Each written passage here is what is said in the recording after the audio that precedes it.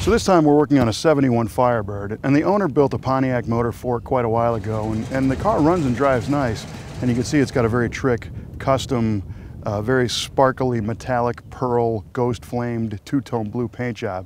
It's really a sharp looking car. But today he lives in a place in the United States that is nothing but cornfields, and he can only get E-85 for high performance fuel.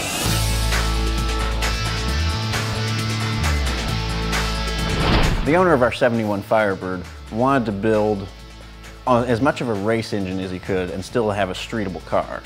And where he lives, the best option to do that was to run E-85 because it allows you to run a high compression engine, but you can still get essentially pump gas because the E-85 is available at most gas stations where he lives.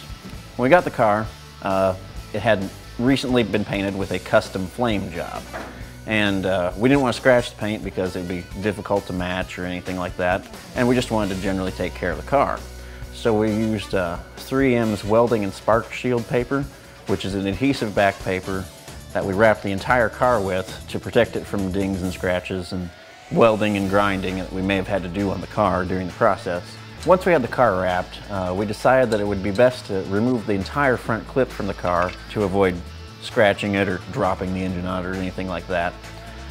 So in order to remove the front clip, we undid all the cooling system, heater hoses, radiator, pulled the radiator out, and undid the electrical, removed the battery box. And once we were at that point, we were able to unbolt the front clip and lift it off as one piece.